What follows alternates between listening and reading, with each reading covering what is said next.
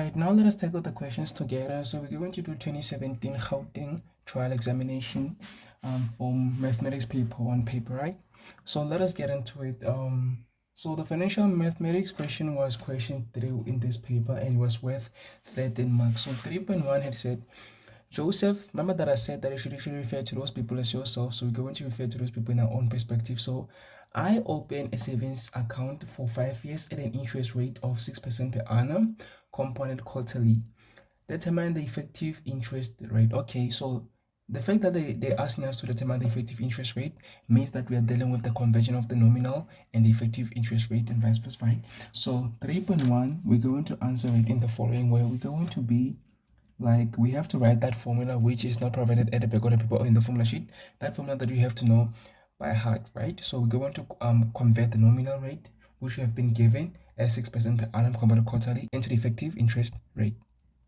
So the formula is, if you still remember it, it's 1 plus I effective is equal to, into brackets, 1 plus I nominal over K all to the power of K. So remember that this formula is something that you don't actually have at the back of the paper or in the formula sheet, so you must know it by heart. So we have been provided with the nominal interest rate. We have to determine the effective. So we're going to just substitute and then solve for this. So we're going to be like 1 plus I effective is equal to, into brackets, 1 plus I nominal have been given as 6% per annum compounded quarterly, right? So 6% is 0.06 divided by, so K is depending on how is the interest compounded. So if it is compounded quarterly, we're going to be like, how many quarters are in a year? So this 4. If it is compounded monthly, we're going to be like, how many months are in a year? 12.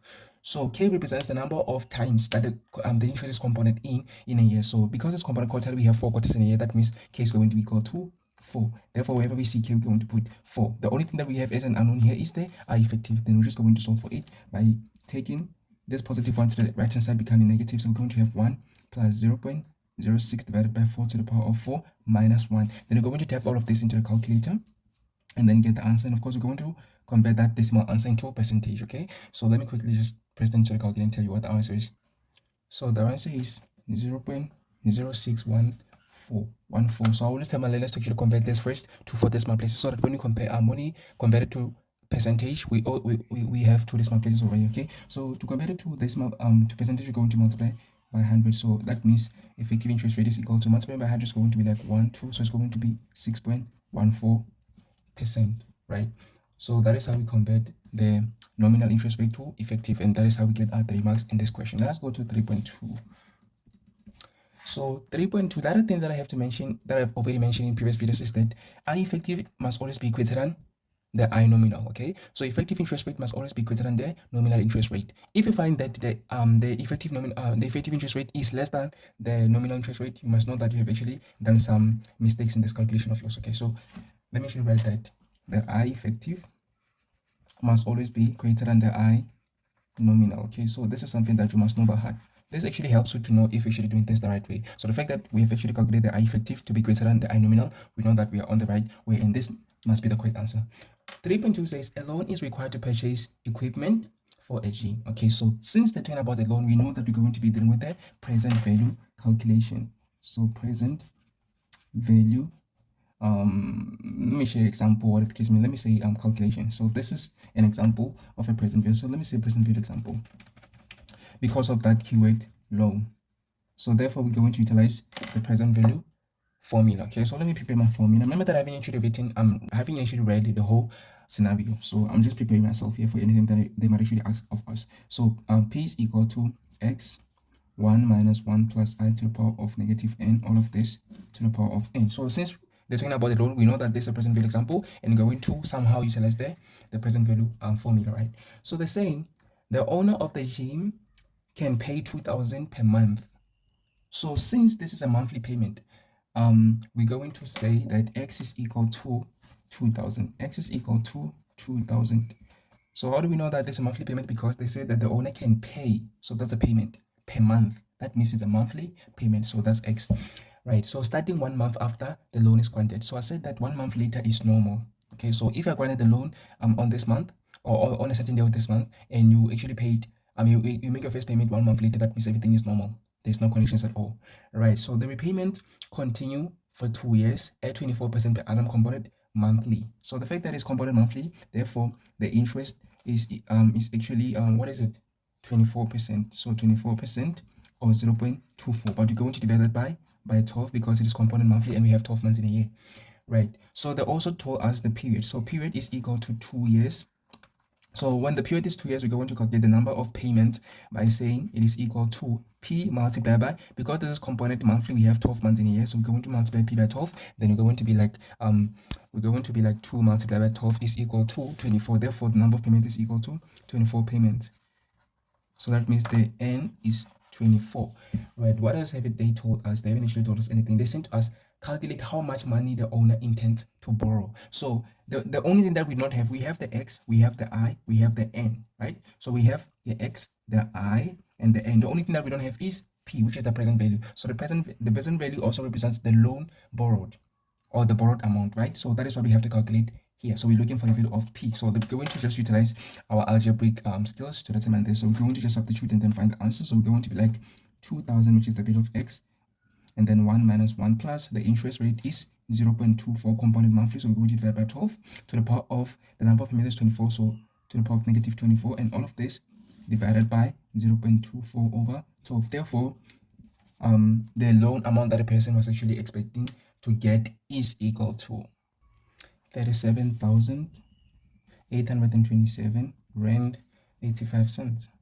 Right, so that means the person is actually expecting a loan of 37,827 rand 85 cents, and that is how we calculate the loan amount in this example. Let us go to the last question, which is 3.3. So 3.3 says on 1 August 2017. So the fact that I've actually mentioned a date, I'm going to assume that this is going to be that kind of question where we're actually going to deal with the dates and going to determine the end and everything in terms of the dates. Therefore, the timeline might actually be involved in this type of question. But let me actually continue the scenario. So they're saying a company purchased, okay, well, forget about a company. I'm going to refer to this in my own perspective. So I purchased a new vehicle, which I'm going to replace in exactly 5 years' time. So the fact that they've given us 5 years, that means they've actually given us the period. So period is equal to 5 years, right? So they're saying I need 200,000 to cover the replacement cost of this vehicle and set up a sinking fund for this purpose. Okay, so the fact that we need 200,000 means that this can actually be obtained by resorting to the present value or the future value method. Okay, so we're going to find out which method we're going to resort to in this example. So the question says, calculate the monthly deposits that must be made into the sinking fund at an interest rate of 6.5% per annum compounded monthly.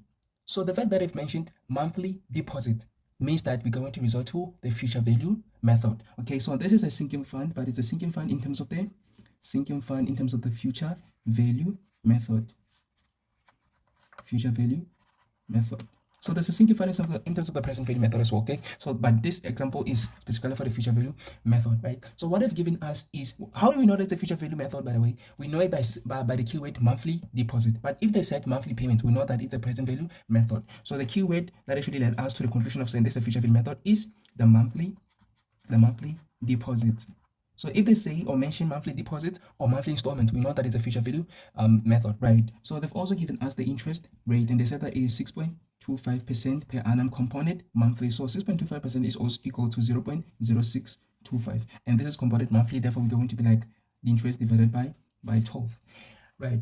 So they're also saying to us the first deposit is made 4 months after the original vehicle was purchased. So the first deposit, meaning the first installment, was done 4 months after the original vehicle was purchased. Okay, so let us say that maybe we're going to set up a sinking fund today, which is what date is it today? The 29th. So the 29th of July, right? So let us say that maybe we're going to set up a sinking fund on the 29th of July 2025, right? So 4 months later, when it's going to be 4 months, not actually 4 months later, they're saying it's made 4 months after. So 4 months after is also the same as 4 months later. So we're going to be like, we're not going to count July because the July is the date which we had actually set up the sinking fund. So we're going to count August as number 1. So August is 1, September is 2, October is 3, and November is 4. Therefore, we're going to make our first payment on the 4th month, because they're saying the first deposit is made 4 months after the original vehicle was purchased. Therefore, we're going to make our first deposit on in November. So that means we'd have actually skipped August, September, and October.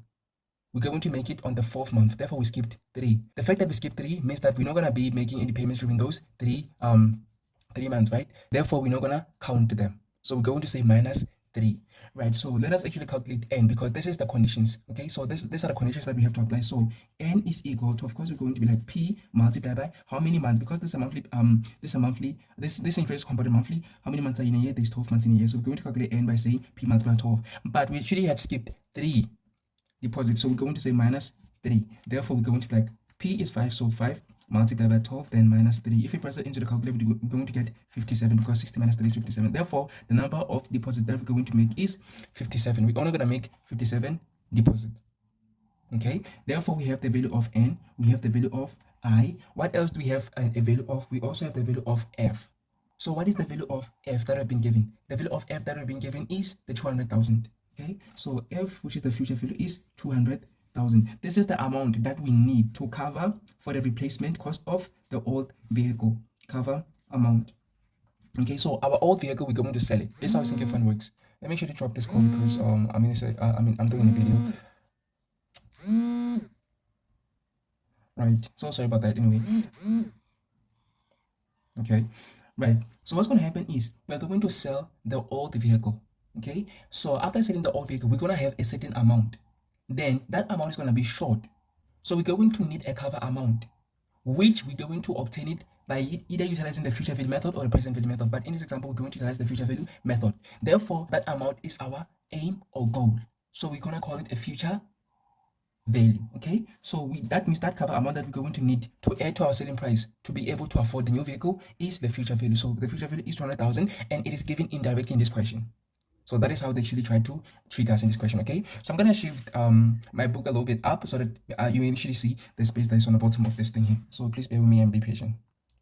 All right, that's perfect. So let us calculate the x, which is the monthly deposit. So we're going to be like f is equal to x 1 plus I to the power of n minus 1, all of this divided by I, right? So we have everything besides x, so we're going to substitute and say 100,000, 200, why am I saying 100? 200,000 is equal to x, which we're looking for, then 1 plus the interest rate, which is said that is 0.02625 divided by 12, because it's compounded monthly, to the power of n, which is said that is equal to 57, and then this minus 1, and all of this divided by the interest, which is 0.0625 over 12. Then we're just going to cross multiply and say x is equal to 200,000 multiplied by 0.0625 over 12. Then this divided by 1 plus 0.0625 over 12 to the power of 57 minus 1. Therefore, the monthly deposit is going to be equal to 3,022 rand 73 cents. So this is the monthly deposit